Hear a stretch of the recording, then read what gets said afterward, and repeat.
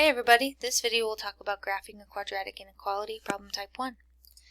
So, just like with any inequality, we're going to consider the boundary line to be where y equals our inequality, which I should actually write in blue because, just to keep it consistent, my parabola is blue.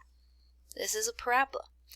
How would I actually graph this parabola if I wasn't sure that it was an upside down parabola that is moved up 6? I would plug in points. When I plug in 0, 0 squared is plus 6 is 6. When I plug in 1, I'll get 5. When I'll plug in negative 1, I'll also get 5, etc. So we can plot these points here like this and then fill in our graph. But this is only the boundary line. This boundary line is not my solution.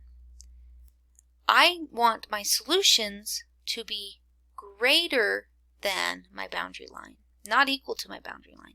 So greater without an equal sign means dashed.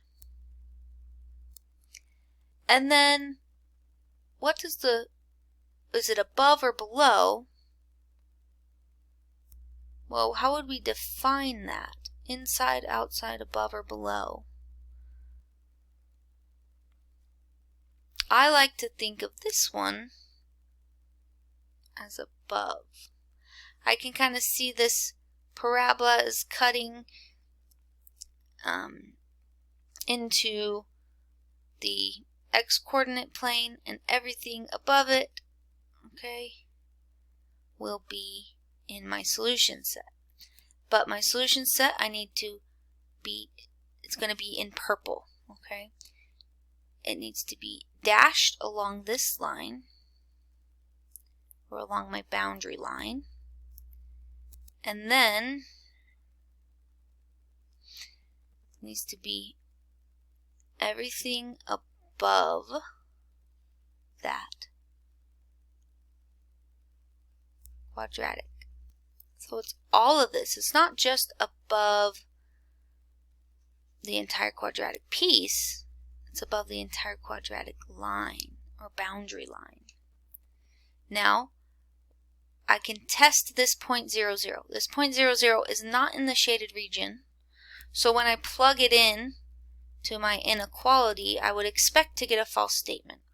So y is 0. Is that going to be greater than negative 0 squared plus 6?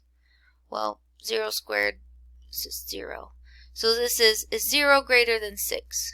No. False. False. So however you want to say it, this point is not included in my solution set. So I know that I shaded in the correct portion. This is also another way to test where I shade.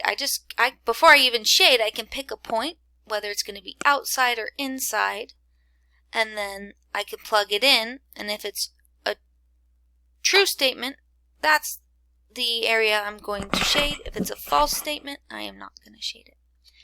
So that's how we graph quadratic inequalities.